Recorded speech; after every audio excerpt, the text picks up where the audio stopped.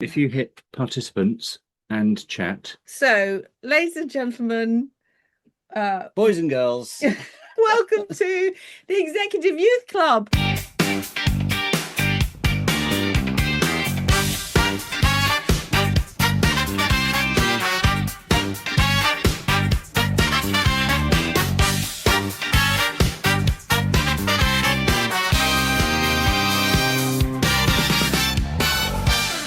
And today we are joined by Anya Pearson.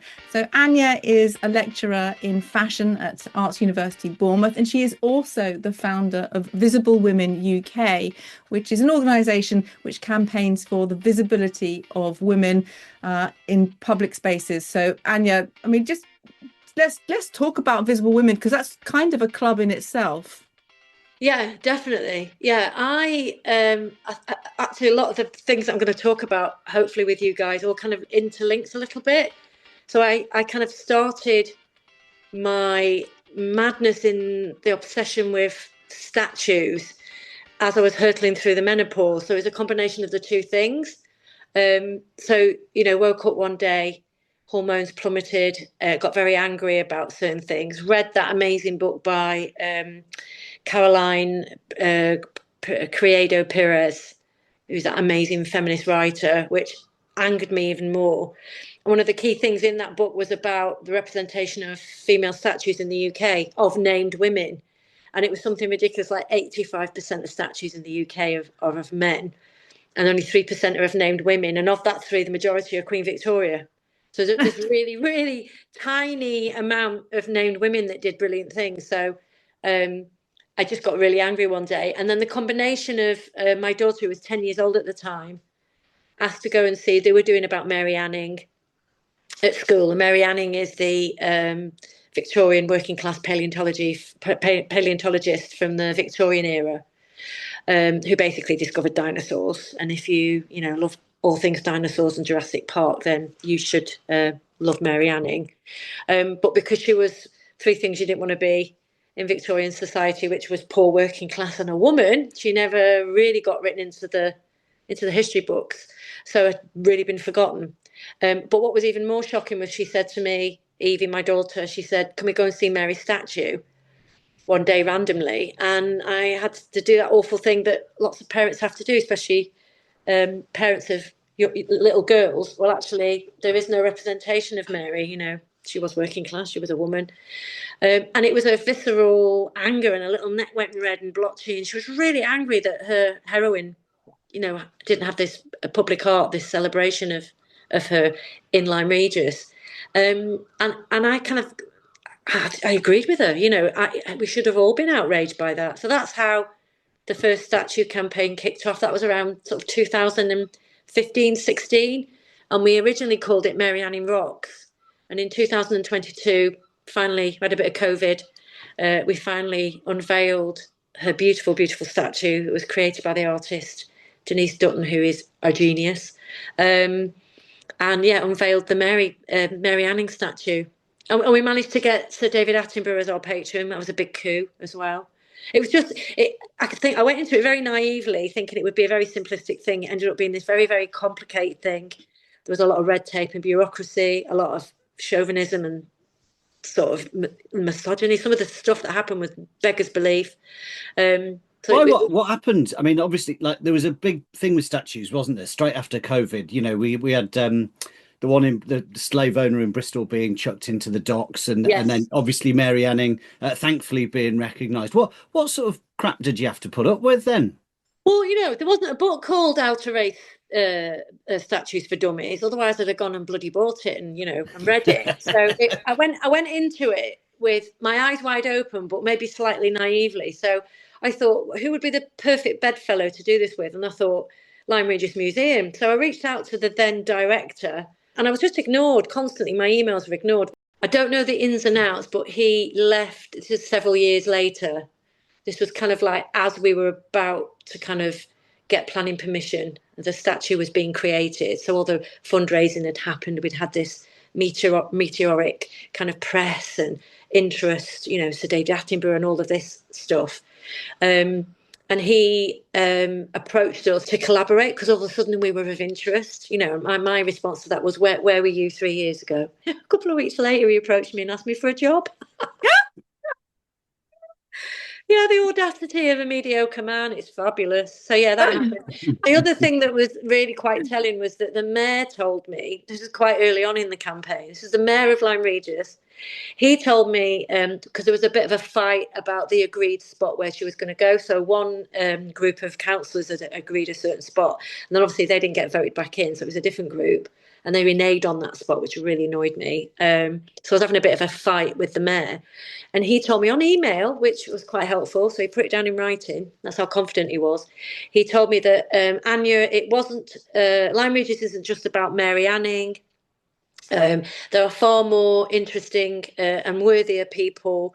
Then proceeded to list them all, and they were all men, and they were all battles. Yeah. Then he called her street furniture, and that she would spoil the view. Then I found out he didn't even bloody live in Lyme Regis. It was his holiday home. It was from bloody Devon. Yeah, honestly. I mean, you talked about being driven by menopausal anger. Had you done other activism before then, or is that something that you've come to, you know, in later life? I'd always been a gobby northerner.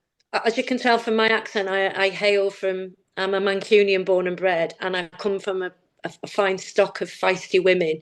So I always kind of stuck up for the underdog. I always got sort of involved. I was quite political as a fashion student, as an art student, Maggie, out, and all of that, and doing sit-ins.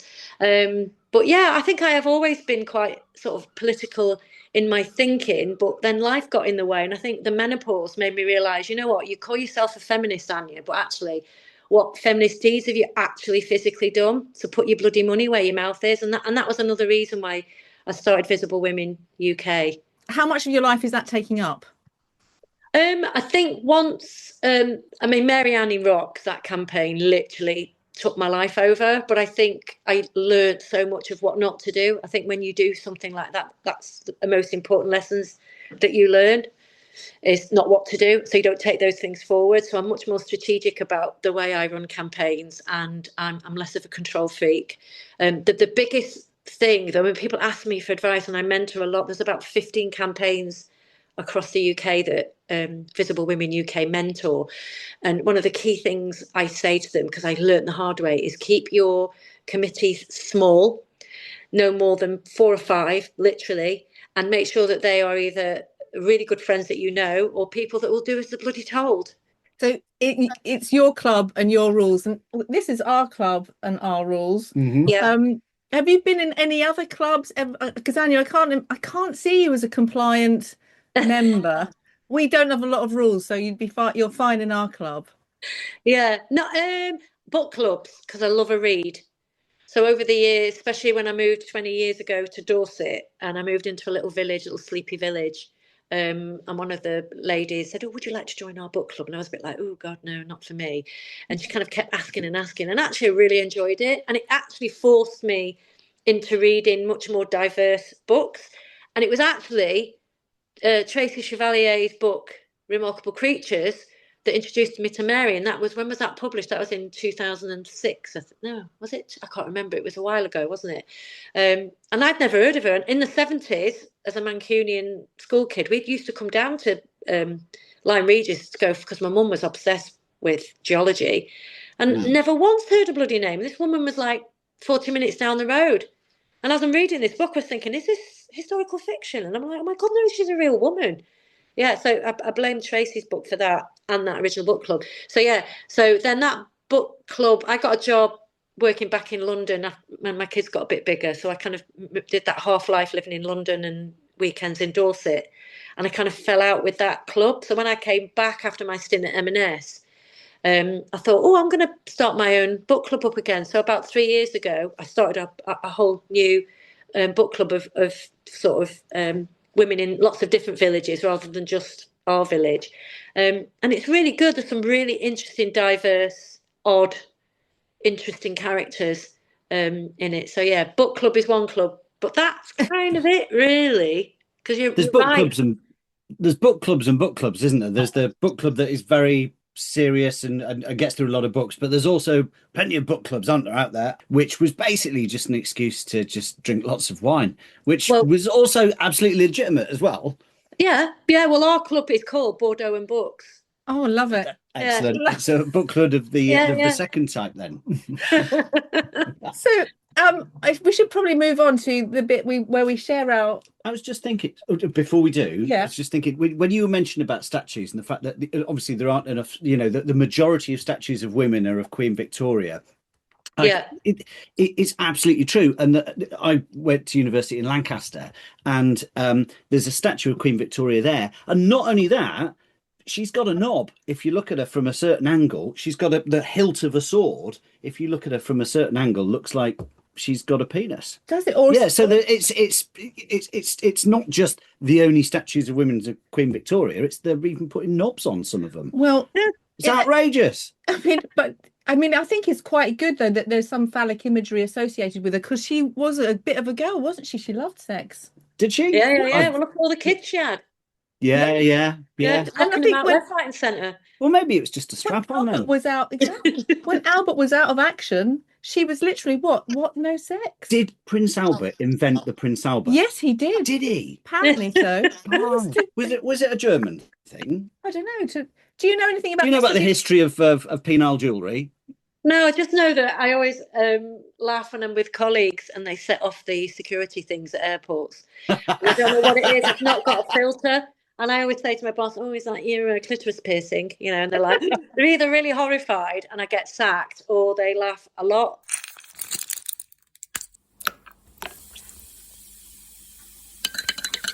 So we move on. Our first little section of the podcast, Anya, is where we share an observation about how we know we're in executive youth, and I'll share mine, which is, and this might resonate with you, because I felt like this week I put on some calf-length socks with my trainers, and I looked in the mirror and I thought, oh my God, this is a young person look, because like when we were growing up, dads in socks and sandals was just massively not a thing. And now Gen Z are all over it.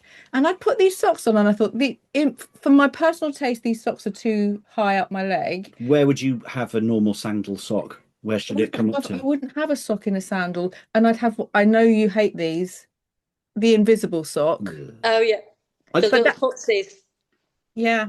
I'm a sort of halfway house. I like an ankle sock's fine with shorts, but that's a really Gen X thing. You wouldn't catch anyone younger than Gen X wearing those. But that's it. So I thought, Anya, am I too old for that look? Because that's what I was thinking to myself. I've gone calf sock and trainer.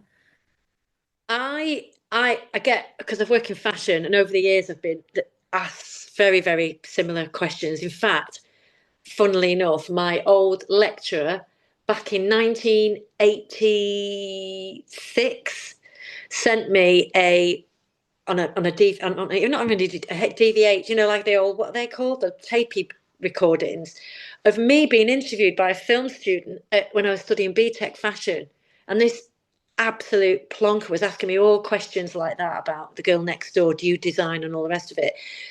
And I said then, and I still say it to this day, if you want to wear what you bloody want to wear, right? And if you want to rock it, you rock it. And sod what anyone else thinks. Be you. I hate this homogenized kind of policing of fashion and clothing. It's never, ever been. I get trend, and I get, colour trends and style trends. Everyone's, I love a colour trend, little strappy dresses, what I'm wearing at the moment, like candy stripes and stuff like that, of course. But this kind of like policing of, is this the right age, and blah, blah, blah, blah. And I think that kind of ties into I know that I'm in the executive club, because if I didn't really care a lot before, I'm so done, and I'm so don't care anymore. And I work with a lot of young, fabulous, like millennials and youngsters. And they love me because I just sit them down and I go, babes, no one died. Seriously, it's fashion. Just let's calm, and I bring them down to a sort of a calming level. So for me, I know that I'm in the executive club because I've gone through the menopause and I don't give a shit anymore. Literally.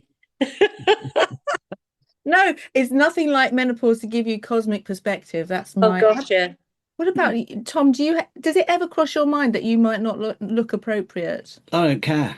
age I appropriate? don't I give a don't think damn. men do. My bloody husband's never given I, a top I, side I of don't it. know. I think there's a different. I've never really been a fashionable sort of person. So it's not really bothered me. I've always like, I used to be a goth. I was a grebo. I've been, I've flirted with a lot of subcultures and things. So I've The always just, grubby ones. not all of them, but I've done, yeah, probably, yeah.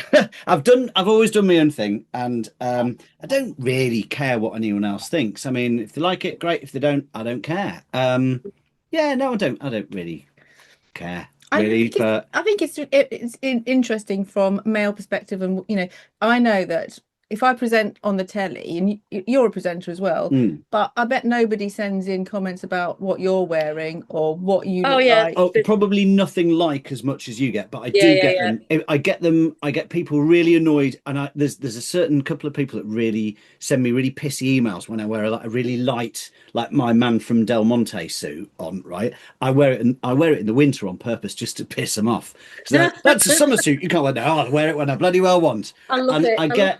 I got a really nice like Japanese sort of pink sort of flowery tie that I really like wearing to annoy people as well. Yeah, Yeah, yeah. Well, yeah. sometimes I can wear something different every day of the week, and every outfit annoys someone. I like clothing as an act of rebellion. But I always say, the fashion is fashion, but I think stylish elegance is eternal, isn't it? Let's Yeah, face I it. like that. No, I like that. That's good. And yeah, what he hasn't told you is that Tom spends a lot of his time dressing in Tudor garbs. Oh, Yeah, he's a reenactor, and oh wow. so I'm medieval. It's all about the tight hose for me. and the cod flap and The cod flat and cod piece. Oh yeah. We can talk 15th and 16th century fashion later if you like, but yeah, oh yeah, I do. And the last time when it's been like 37 degrees just recently, I've been in boiled wool, and the only bit of skin exposed has been my hands and my face. Oh my God. It's That's dedication, that it's is. brutal, it's brutally hot. well, I mean, and it's probably quite aging as well. No, I've lost loads of weight. It's like jockey training. I do like a dress up in a museum. We've just done a collaboration actually with Dorset Museum. We did all the Iron Age costumes in that Treasure, the new exhibition that's just opened, Treasure. So all the costumes in there, all our students did, and they did the Oh. roundhouse, and yeah, yeah, Iron Age, don't they just wear a bit of cow hide or? No, yeah, a it's little bit really of advanced cow. Iron Age. They were actually quite sophisticated. They Yeah. have like quite sophisticated weaving techniques. So when they've dug up these bog bodies, they've got all these like plaids and like herringbone checks and stuff going on, and lots of lovely colours. Who knew? Who knew? Yeah, no, Iron Age. Don't diss the Iron Age. No, very, The- very yeah. sophisticated. Jewellery, beadwork, basket weaving, all they had it all going on. Oh my goodness. Yeah, our sense of what's modern is probably very We what from the Tudor time onwards. no, well, I guess Tudor's sort of like early modern, isn't it? I suppose modern is. It's I when don't the know. Romans came really and started all their sophisticated silks and wovens and then sort of more Tunics. mass-produced fabrics and wovens. Before it was all very artisan, done village to village and small trading. But I think when the Romans came, they brought everything, didn't they? Roads, orgies, But you they know, didn't. a lot. They didn't bring joined up trousers though. They came in sort of like middle to late medieval. So before then, you'd have like a big long sock that went up to your groin each side. So your cod You were area. swinging free. Yeah, it was Yes. just blowing in the wind. It Swing was low. Oh much God, better. that sounds a bit cold. Yeah. Yeah, it's making my bits feel funny. Tom, Well, chaps' bits are meant to be colder. yes, they Yeah, are. yeah. Yeah, very healthy. Mm. Tom, have you got any observations this week on your aging? Yes, I suppose a refusal to accept my aging. I think no, I'm not in denial, but I went to a gig last night of a band that was a great band, Divine Comedy in Portsmouth. They were excellent. Nice. Divine Comedy. Yeah, they're a fantastic band. He has not aged a bit. He looks fantastic still. But I was looking around the audience and thinking, oh, they've got a much older crowd than I was expecting. And then I thought, actually, no, I'm the same age. So it's a steadfast refusal to accept reality in my part, which is probably a sign of of being your membership age, just being in denial. It's like I went to a Richard Hawley concert, and I love Richard Hawley, Sheffield's greatest. And I was looking around, and every bloke in the audience had a little sort of quiff, the sort of flat tops that were really popular in the late 80s. And I was like, oh God, this is like being back in my student union. But everybody's aged 30 years. It was very comforting. Not the US Marine Corps flat top. Oh no, it was like a flat top that's everybody had like a version of it. Some was more quiffy. Even Morrissey had a bit of he had an enormous quiff, and they all used Brill cream, didn't they? So okay, that's why anti-macassars made a comeback in the 80s. What, because of this greasy? Yeah, because of all the Brill cream. Anti-macassars. Did you see that meme that's been going around? Macassar. It's macassar, isn't it? Have you seen that meme that's been going around of Huey Lewis, as in the news? No. So it starts off, you don't really know who it is, but it's this old man showing his like implant hearing aids, and then the caption is, you're gonna like shit your pants when you realise who this is. And I'm looking at it going, who is it? It's Huey. Honestly, he has not aged well. That made me feel old. Yeah. I mean, it's a genetic inheritance thing, isn't it? And drugs. I wouldn't have thought like Huey Lewis I can't speak for the news, but Huey Lewis, I would have thought he was quite a clean-cut sort of adult-orientated rock star of the 80s. I don't imagine he'd be like boshing coke every night and honestly, developing habits. Yeah, this is a lot of late nights. Look at Keith Richards. He's not changed for decades. Oh, I love Keith. He's brilliant and will never die. No, apparently not. I tell you what, another thing that's made me realise about I'm aging is that my daughter reminded me the next year I've got the big numbers, and I was like, well, I'm kind of ignoring the fact that I'm going to be 60 next year, which I'm not happy about. But also it's going to be my 25-year wedding anniversary, and I'd completely forgotten that. So it's all the big numbers next year.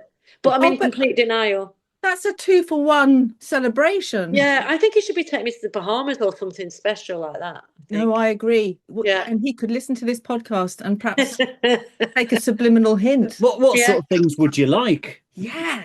What's on your list? You know what? I just would love to go to like the Seychelles, or just like a tropical, lazing around on a beach, drinking coconut laced with vodka and rum and just doing nothing. But he's a real like climb it, fish it, hunt it, cycle it. He can't lie still. So I don't know why we're still married, to be honest. But, sometimes being yang can be a problem. Yeah. I think separate holidays the way forward. Well, that's what we do. I think it's a good idea, actually. I genuinely do. Yeah. It's always good to come back and have something to talk about as well. Lovely. Exactly. My news. Your news from 1553 live.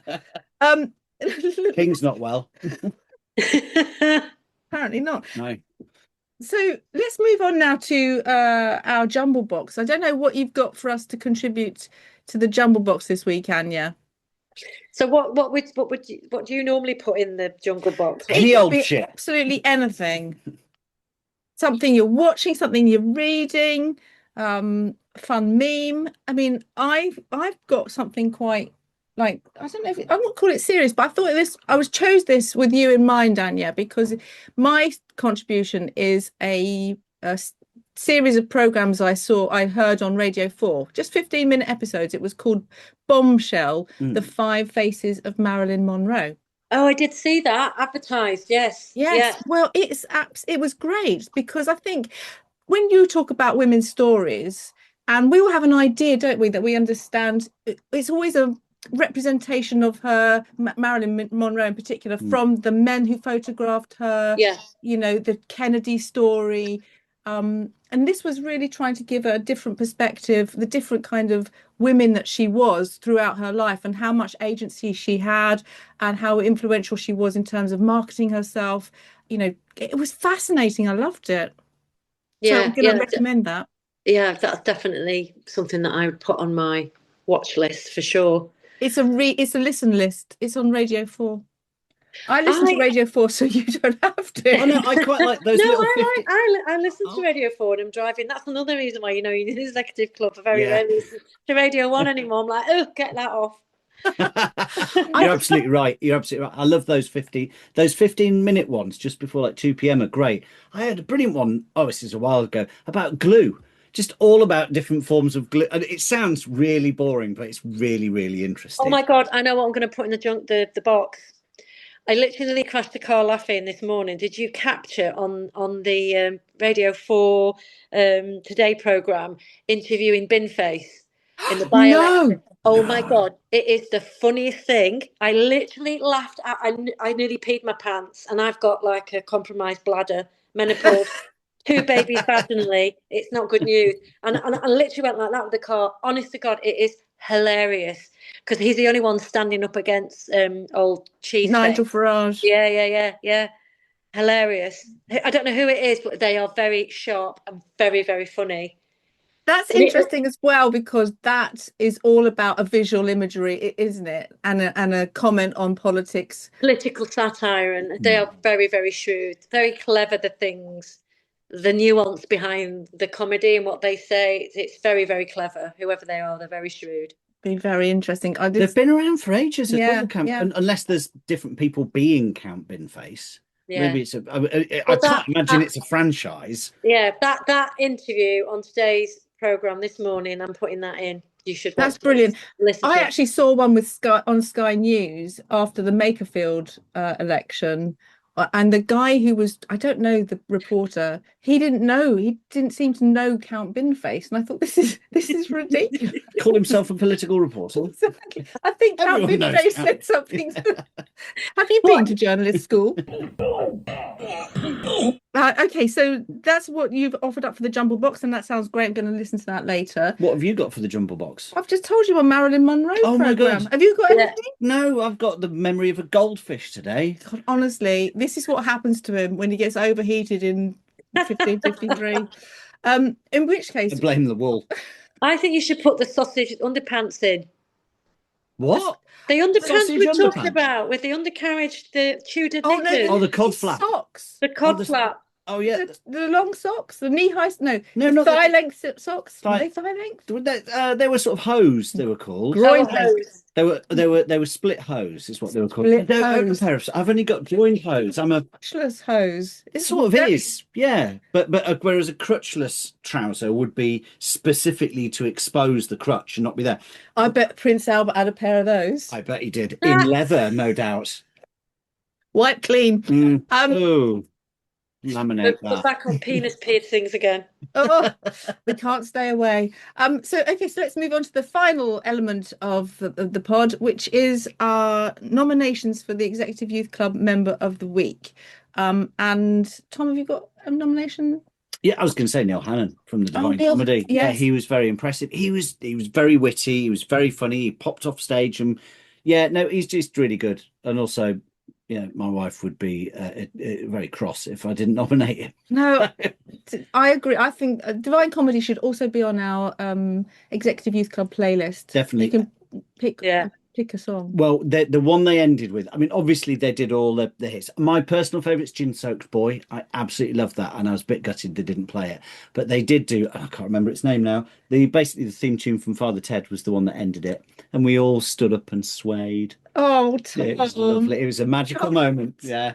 No, we didn't hold hands. No. No. God, no. Lighters, I wouldn't get a phone. lighters. No. I wouldn't get a phone out at a gig. Absolutely not.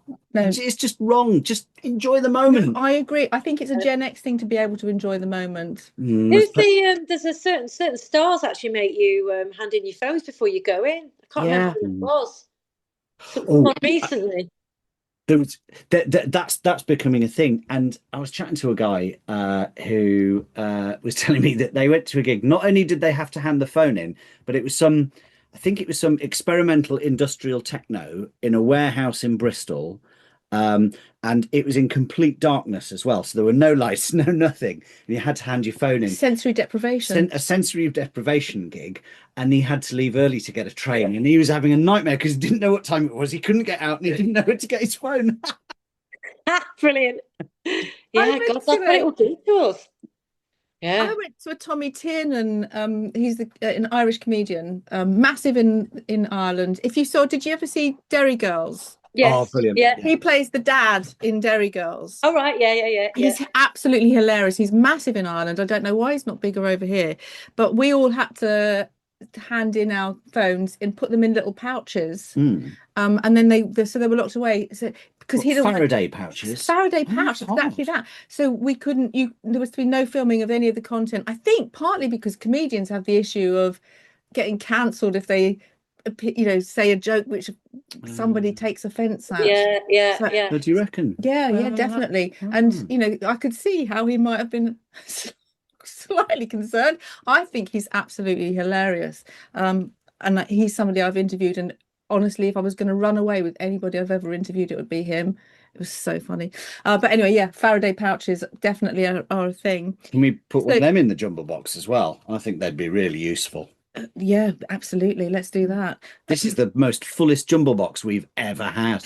Excellent. Thanks, Anya. Some top suggestions. Have you got a suggestion for us, Anya? Yeah, I thought long and hard about this, and I would like to honour my late great mother, who sadly passed away not this March before, because I think she epitomised the club. She kind of like was amazing. So she, born and bred Mancunian, feisty northerner like me. She moved to Dorset about 10 years ago. She died. She was about 84 when she died. And she'd not long been in Dorset, and she was quite techie. She had a smartphone. She did a shopping online. She had, email. So she was quite up with the tech. But now and again, she'd have a bit of a problem with email, and I'd have to go and sort her out. And one day I went, and there were all these emails. She was on plentyoffish.com. And I was like, I put all these like dodgy, like innuendo. Like I think in the 1950s, double entendre was a very different thing. But all these like pervy 40-year-olds, and she thought she was flattered. She was like, "Oh," I'm like, "Mum, the granny shaggers." Like literally, no. I said, if you're serious about this, I'm going to put you on Match.com. I am not kidding you. Older people don't mess about. They know exactly what they want. Put her on Match.com. Boom, boom, boom. Date. Not him. Date. Found George. Moved in with George. Married George. Was with George for 6 years before he sadly passed away. Honest to God, it was one of the best weddings I ever went to. These two old people found love. He was 80. She was about 78 or so, 77. Got married. To me, she's the epitome of I love that. Oh, fantastic. So I would like to put Sylvia Pearson. I would like to nominate her in memory of Sylvia. That's fantastic, Anya. What a lovely suggestion, and how lovely to speak her name. Sylvia Pearson, you are our honorary member of the Executive Youth Club. Yes. Anya, it's been a complete joy chatting to you this afternoon. Thanks so much for being guest number 2 of Executive Youth Club. Huzzah. Thank you. It's been lovely. No, thank you. I still want to know what you did at M&S. Oh, I ran fashion knitwear department. So any bit of knitwear within women's wear. So Autograph, all the internal brands, the main brand. So I had one of the biggest teams. I had one of the biggest budgets in the whole of the fashion industry, because knitwear was huge. Yeah. So it was a big old job. That's what introduced me to cashmere. Is it? M&S cashmere, yeah. Yeah, it's the best. They made it affordable. Yeah, and it's the best and the most ethical. Yeah. Is so it? There you go. Yeah. Oh, bear that in mind. You like your wool almost wool direct from the sheep. Oh, you literally, if you cashmere, you'll never go back to anything else. It is the best yarn. It's so true. I don't know if it's authentic.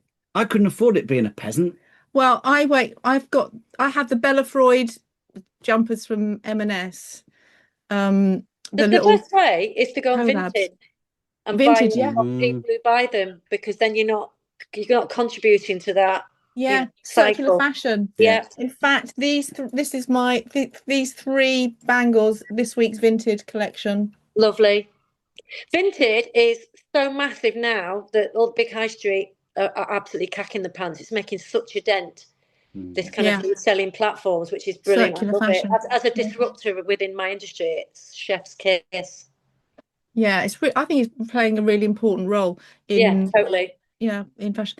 I mean, I just remember it's great now. It's just moved on, digitally. What we all used to do, which was, when I was like, 16, 17, 18, could just spend all my time in secondhand shops, like just looking through things, thinking that'll work.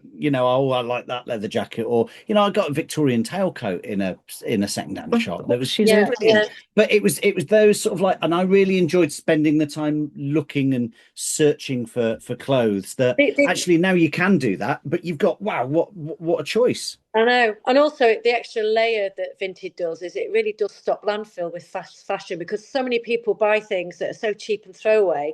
It just gets, like, I don't even bother washing it. Why would I bother washing it? Chuck it in the bin. So it takes that kind of out of the system as well, which is really interesting. Well, hang on. People don't bother washing their clothes. They just buy something. That's like King George IV and his socks. That's outrageous. It is so cheap. That's why it's called throwaway fashion. Yeah, it's too cheap. It's too cheap. Yeah, people don't appreciate the cost. I'd rather pay more for something I know is going to last. And I've sold loads of stuff on Vinted. In fact, I've got 2 beautiful coats at the moment. That one's an anthology coat, and it was a brand which I think it was called Salt Water, but became Sea Salt. No, Salt Water is still a separate brand. Because anyway, Salt Water and Sea Salt, they're 2 separate brands, and they're still both going. Yeah. Oh, are they? Yeah, Salt Water is more highbrow, it's more designery. Sea Salt's like just a high street granny version of Fat Face or whatever. All those. Yeah, Salt Water. Was there beef between the 2 salty waters? Well, to be honest, as a brand, I'd have been a bit cheesed off if someone started because Sea Salt. No, yeah, Salt. If I was Salt Water, I'd be annoyed with Sea Salt. Call it salt beef. Bit close. Oh, I love what you did there. Oh, so yeah, sorry, bit slow in the uptake. Anya, we must let you go. Okay. Thank you so much. I'm so grateful for the time. And we'll when the end of term comes, we'll go and have some cocktails. Yes, definitely.